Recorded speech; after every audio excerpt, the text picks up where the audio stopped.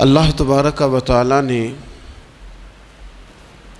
محبت کرنے کا جو حکم دیا ہے تو وہ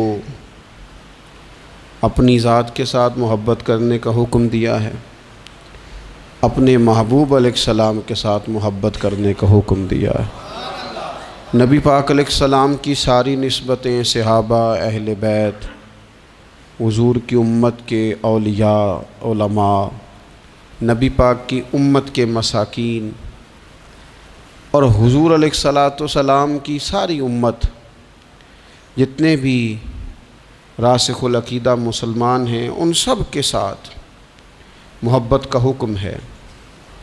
یہ ساری محبتیں اللہ رسول کی محبت ہی کی وجہ سے ہیں، رب رسول کے حکم ہی کے سبب سے ہیں کہ انسان ماں باپ سے محبت کرے، بہن بھائیوں سے محبت کرے، اہل خانہ سے محبت کرے، بیوی بچوں سے محبت کرے۔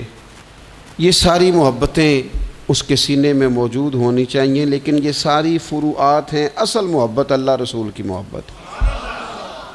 اب یہ دل ہی چونکہ سینے میں اللہ نے ایک بنایا ہے، تو دل ایک ہے تو محبت بھی ایک ہی رہے گی، رب رسول کی محبت۔ باقی جتنی محبتیں ہیں وہ اللہ رسول کی محبت کے تابع، لیکن کچھ محبتوں سے منع کیا ہے۔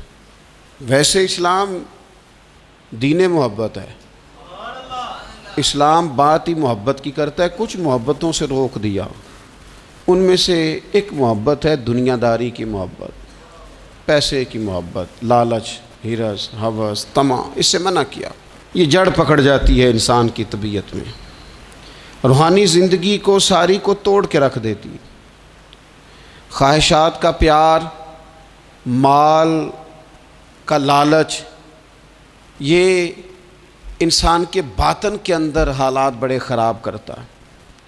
قرآن مجید کی جو آیہ کریمہ کا میں نے حصہ تلاوت کیا تو اللہ کریم نے فرمایا المال والبنون زینت الحیات الدنیا، فرمایا یہ مال اور بیٹے دنیا کی زندگی کی رونق ہیں۔ المال والبنون زینت الحیات الدنیا، فرمایا یہ مال اور بیٹے یہ دنیا کی زندگی کی رونق اور زینت ہیں۔ والباقیات الصالحات، فرمایا باقی رہنے والی تو اچھی باتیں ہیں، اچھے اعمال ہیں۔ یہ مال تو جیتی دنیا کا جب تک انسان موجود ہے، مال ضرورت ہے، اور اسلام نے حکم دیا ہے کہ کسی کے آگے ہاتھ نہ پھیلائے جائیں، اپنی ضروریات کی کفالت کے لیے محنت کی جائے، جد و جہد کی جائے، لیکن مال کو کبھی بھی اس طرح نہ لیا جائے کہ صرف اور صرف طبیعت مائل ہی مال کی طرف ہو جائے۔ یعنی ہر وقت یہی سوچنا کہ میں امیر کیسے ہو سکتا ہوں، مشہور کیسے ہو سکتا ہوں، آگے کیسے بڑھ سکتا ہوں۔ اچھا، دنیا کا مزاج یہ ہے کہ دنیا کے آپ پیچھے بھاگیں تو آگے بھاگتی ہے، دیکھ لیں تجربہ کر کے۔ آپ پیچھے بھاگیں دنیا کے مال کے، یہ آگے بھاگے گا، اور اگر آپ نے رخ پھیرا ہے تو اللہ بڑا کریم ہے، پھر تو دنیا کا مال غلام ہو جاتا ہے۔ دنیا کمانی ہے، محنت کرنی ہے، لیکن دل میں دنیا نہیں بسانی۔ نبی پاک علیہ السلام نے ایک جملہ کہہ کے ہمیں اپنی باطنی تربیت کا، روحانی بلندی کا نسخہ عطا کیا ہے۔ حضور فرماتے ہیں دنیا کی محبت ہر بیماری کی، ہر برائی کی جڑ ہے۔ دنیا کی محبت ہر برائی کی جڑ ہے۔ آپ دیکھ لیں آج لوگ ڈاکہ زنی کس لیے کرتے ہیں؟ دنیا کی محبت میں، دولت کی محبت۔ لوگ اپنے کردار سے، اپنے وقار سے ہٹ کر جب بددیانتی کرتے ہیں، خیانت کرتے ہیں، تو کس لیے کرتے ہیں؟ دنیا کی محبت۔ حتیٰ کہ قتل، یعنی انسانی جان اور زندگی کو ہی ختم کر دیا، کس لیے؟ اسے جائیداد چاہیے تھی، مال چاہیے تھا۔ دنیا کی محبت اندھا کر دیتی ہے، ہر بیماری کی جڑ ہے۔ مال ضرورت کے مطابق ضرور ہونا چاہیے، بقدر کفایت ضرور ہونا چاہیے، لیکن اس کو فتنہ کہا، اس کو آزمائش کہا۔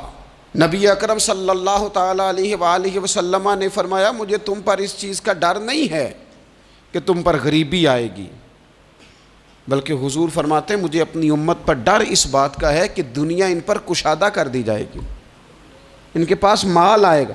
مال آنا، دنیا آنا، یہ خوف کا مقام ہے، بڑی تباہی کرتی ہے دنیا۔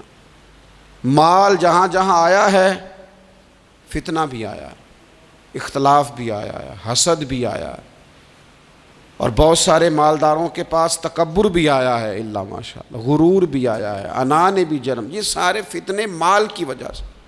نبی اکرم صلی اللہ تعالیٰ علیہ وسلم نے بحرین کی طرف قافلہ روانہ کیا تو وہاں سے مال غنیمت آیا۔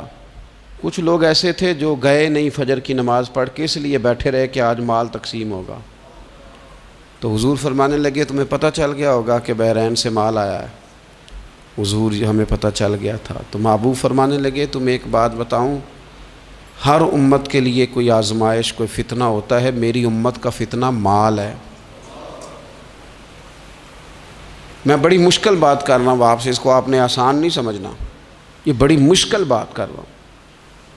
پیسوں کی محبت نہ ہو دل میں، پیسوں کی محبت نکال دیں۔ یہاں تو میرے بھائی چھوٹے چھوٹے لوگوں کو لوگوں نے بتا دیا ہے کہ بڑا نوٹ کون سا ہوتا ہے اور چھوٹا کون سا ہوتا ہے۔ یہاں تو ہر چیز تلنے لگی ہے۔ یہاں تو جس کی نظر اللہ ماشاءاللہ کمزور ہے نا، نوٹوں کی پہچان اسے بھی ہے، لوگ ٹٹول کے دیکھ لیتے ہیں کہ کون سے والا ہے۔ یہ ان چیزوں سے تھوڑا سا اپنے آپ کو باہر نکالنے، ضرورت کی حد تک جو چیز بھی رہے وہ ٹھیک ہوتی۔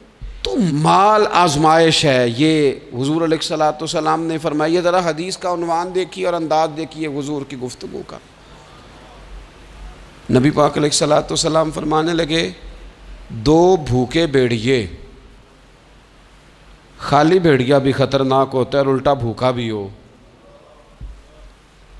فرمایا دو بھوکے بھیڑیے بکریوں کے ریوڑ میں چھوڑ دیے جائیں اتنی تباہی نہیں کرتے جتنی مال کی اور شہرت کی محبت آدمی کے دل میں تباہی کرتی ہے۔ باطن اجاڑ دیتی ہے، ساری فصل تباہ ہو گئی، مسلی گئی، اندر سے ٹوٹ گیا، باطن سارا بگڑ گیا۔ کس بنیاد پر؟ شہرت چاہیے، کسی طریقے مشہور ہو جاؤں، کسی طریقے مال آ جائے۔ یہ دو چیزیں لے گئیں انسانوں۔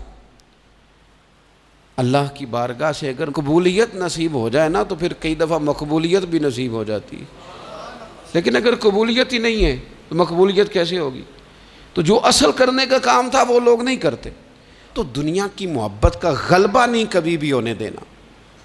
مال، حضرت مجدد الفسانی رحمۃ اللہ علیہ فرمایا کرتے تھے کہ کشتی دریا میں رہے تو تیرتی ہے، کشتی پانی میں رہے تو تیرتی ہے، لیکن پانی اگر کبھی کشتی میں آ جائے نا پھر وہ ڈوب جاتی ہے۔ فرماتے تھے بندہ دنیا کے اندر رہے تو گزارا ہو جاتا ہے، لیکن اگر کبھی دنیا دل میں آ جائے نا لے ڈوبتی ہے۔ مال کی محبت نہ پیدا کریں۔ اور یارو ان لوگوں کے جیبوں میں زیادہ پیسے آ جاتے ہیں نا، ان کے تو ذات سے لوگوں کا تعلق ہی نہیں رہتا، ان کی جیب سے تعلق ہو جاتا ہے۔